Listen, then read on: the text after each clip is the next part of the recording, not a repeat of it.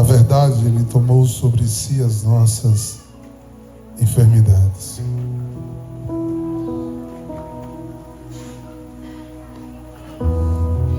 E sofria Ele mesmo as nossas dores. E nós nos pensávamos como fosse um chagado, golpeado por Deus e humilhado.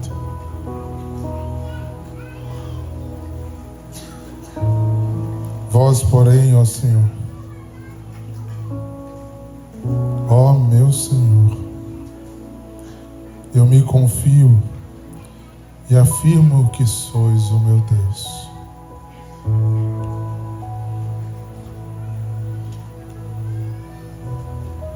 Com efeito, temos um sumo sacerdote capaz de se compadecer com nossas fraquezas. Por Ele mesmo foi provado em tudo com nós, com exceção do pecado.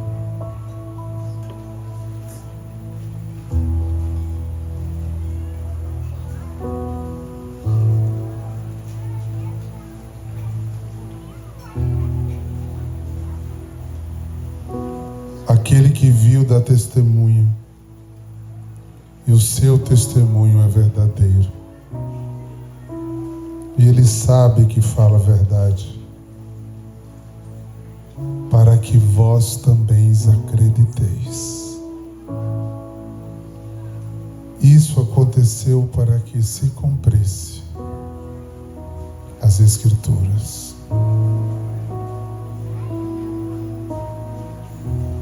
Poderia passar a reflexão inteira fazendo uma coxa de retalho entre a primeira leitura, o Salmo, a carta e o Evangelho. Porque do Gênesis ao Apocalipse, a Bíblia fala de Jesus. A Bíblia é um dos mais belos testamentos de amor escrito para um povo que tem uma única condição para provar deste tesouro e adentrar nesse mistério. Versículo 35 da parte B. Aquele que viu e deu testemunho, e o testemunho é verdadeiro. A única condição. Domingo passado eu pregava aqui para o vocacional e trazia uma questão muito pertinente a esse Evangelho da Paixão. Deus não escolheu doutores. Deus não escolheu pregadores.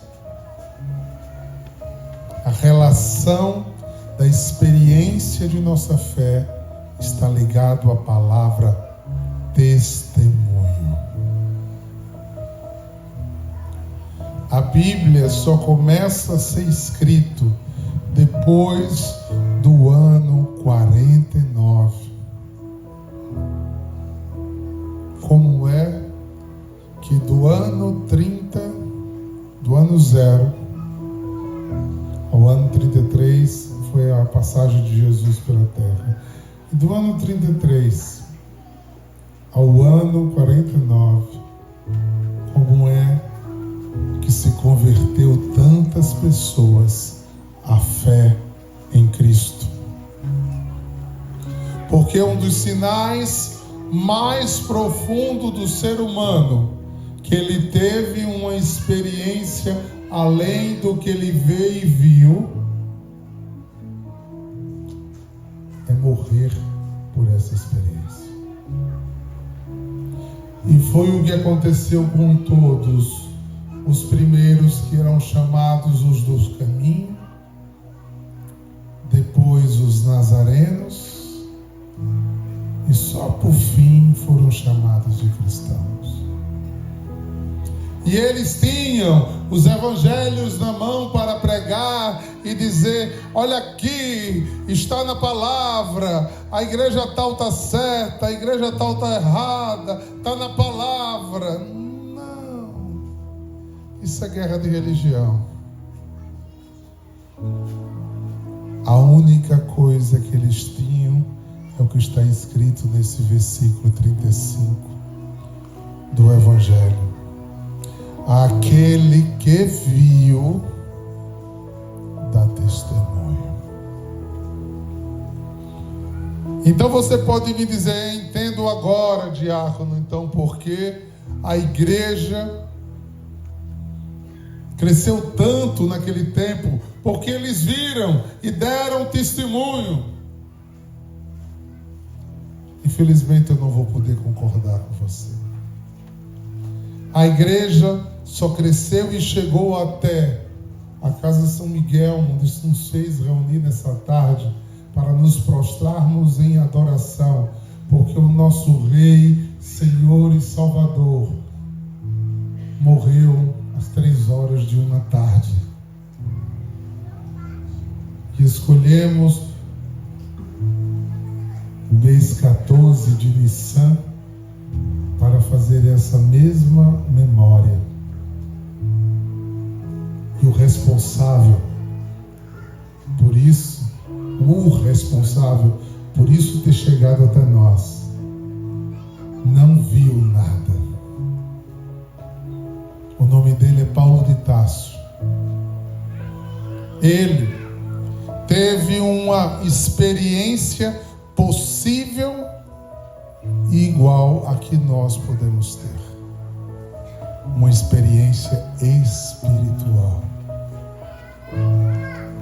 Peço licença para chamá-lo nesta tarde de hoje de Yeshua. A mais correta tradução. Porque nome próprio não se muda, não se traduz. Eu sou Eduardo em qualquer língua do mundo.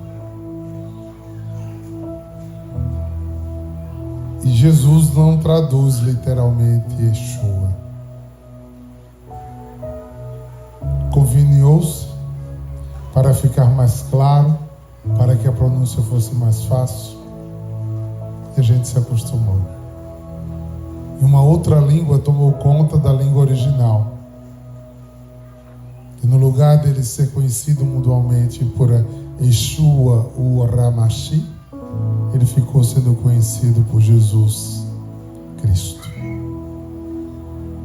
Significa, em uma mal tradução, a mesma coisa. Voltando para a reflexão, eu queria trazer alguns aspectos para nos ajudar a meditar nessa tarde, que deve ser uma tarde de encontro e não de tristeza. Mas a igreja dá um tom de seriedade, sim. Porque quando eu trato sobre a minha salvação, quando eu trato sobre a minha ressurreição, quando eu trato sobre o meu estado de vida, eu preciso me preocupar. Quando a medicina apresenta a você uma doença que precisa ser tratada, você trata com responsabilidade. O cunho dos seus pensamentos muda, o seu jeito de produzir a vida. Você começa a fazer o tratamento, comer adequadamente, agir dessa forma para que você chegue à salvação. Por favor, queridos irmãos, não tenham descaso com a salvação eterna. É por isso que nos fazemos memória, fazemos silêncio, fazemos introspecção, porque precisamos retomar medicamentos para a nossa alma espiritual, para que a nossa alma tenha saúde espiritual. Em uma parábola ele chama essa saúde espiritual de azeite, óleo capaz de iluminar. Mas é o mesmo óleo que, para ser tirado, precisa ser transformado. Getsemar da noite de ontem, passado na pedra, mudado de figura, transmutado. Na primeira leitura, Isaías diz: não tem aspecto humano o triturado. E agora, com tantos valores corrompidos que nos fizeram crer na sociedade em que a gente mora, eu pergunto aos senhores e senhoras: cadê a vitória diante da destruição? Enxergamos vitória diante da morte?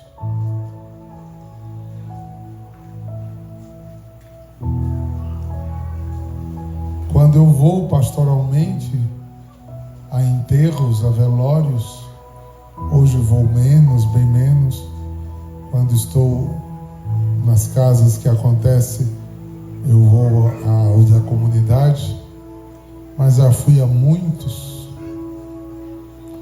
Não vejo pessoas celebrando a vitória. Vejo pessoas celebrando a dor, celebrando o apego físico.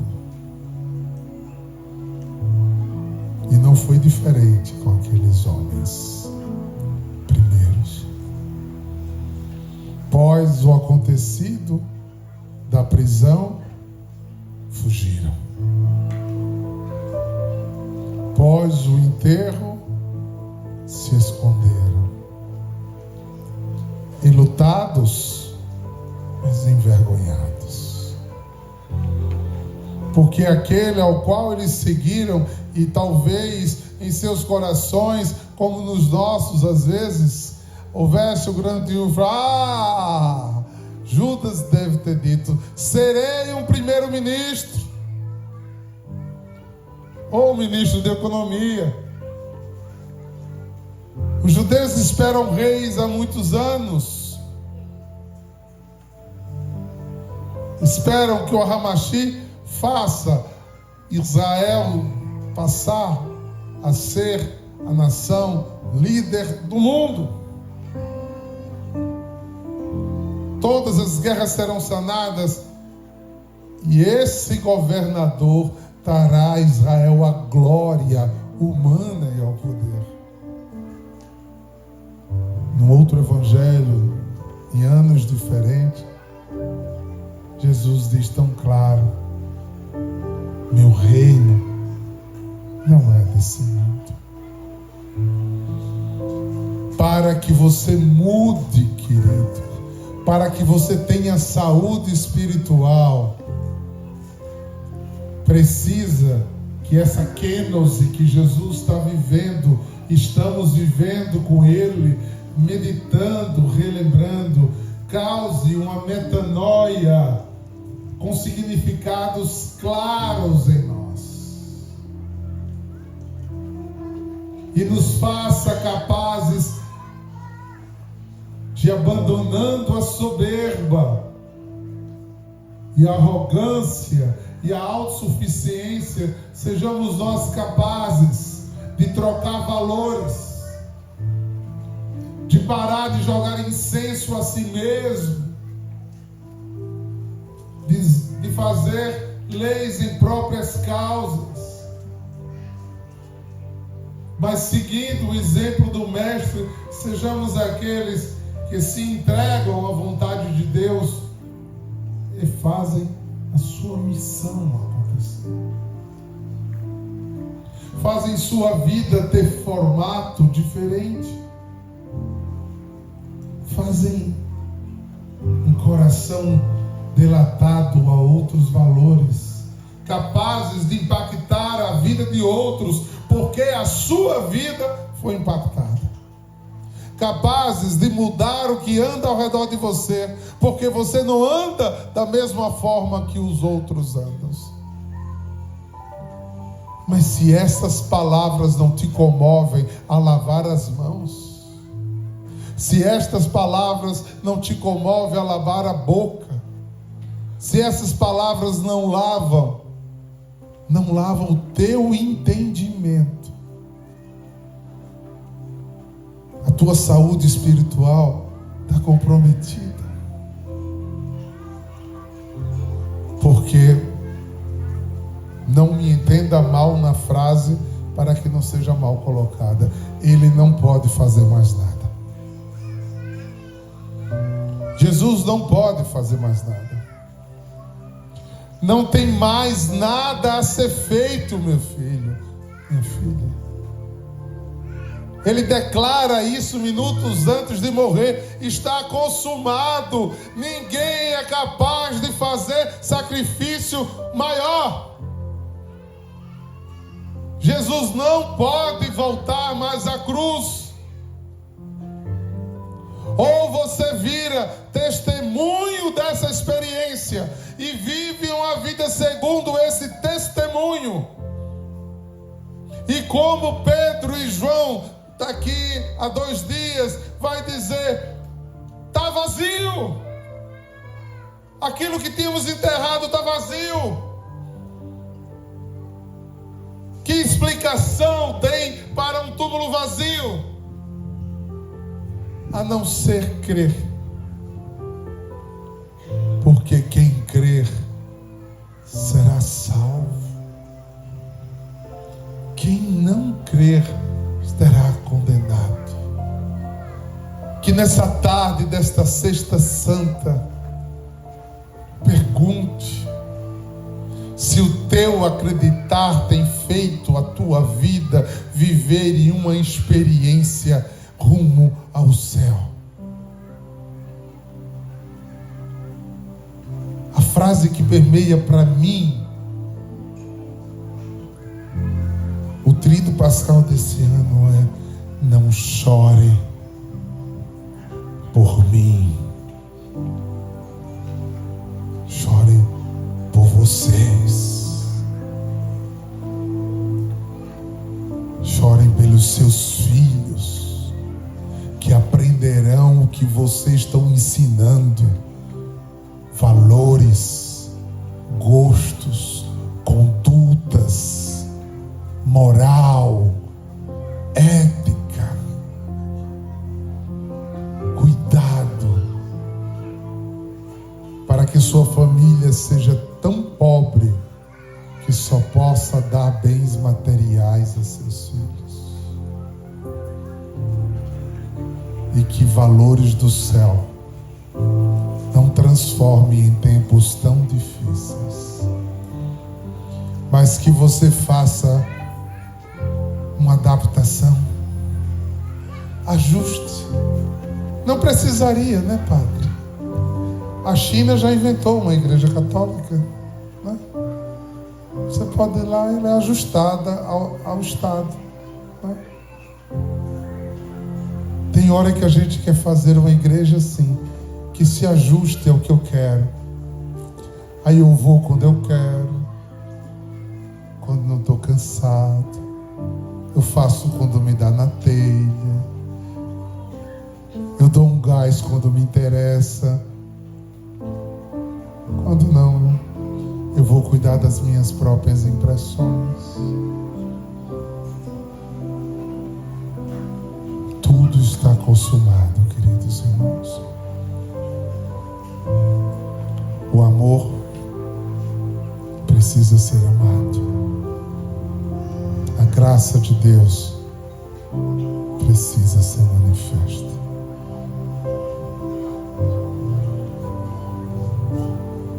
Pelo menos hoje,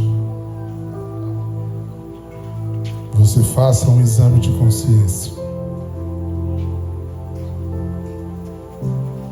Eu fico imaginando, e aqui eu vou concluindo, O que fez Nicodemos e cuidar de Jesus morto. A gente não ouviu mais falar de Nicodemos. Foi remorso ou gratidão? A gente podia ficar com essa pergunta, né? Porque às vezes a gente paga, mas o motivo pelo qual a gente paga não vale a pena pagar. Foram 30 quilos de perfume. Às vezes damos até mais. Mas o que Jesus queria de Nicodemos não era perfume para enterrar o corpo que ia ressuscitar 3 dias depois. O que Jesus queria de Nicodemos era o coração dele.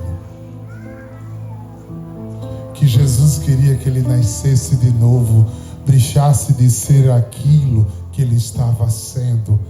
Embora praticando religião, ela não estava sendo um remédio para a sua vida eterna. E que para fosse salvo, ele precisaria nascer de novo. A minha pergunta, em tom de reflexão, nessa celebração que a gente vai rezar agora pela igreja, vai adorar a Santa Cruz. Deixe o Espírito Santo inquietar seu coração. Será que eu estou celebrando por gratidão ou por remorso? Porque não aderi, não acreditei o suficiente para me tornar discípulo. Quiçá apóstolo, quiçá dar a vida. Só tive gratidão por ter conhecido. E eu pago caro, mas não me comprometo. Eu dou dízimo, mas não vivo o dízimo que dou. Pensem nisso, irmãos, porque tudo está consumado. Ele fez o que ele podia por você.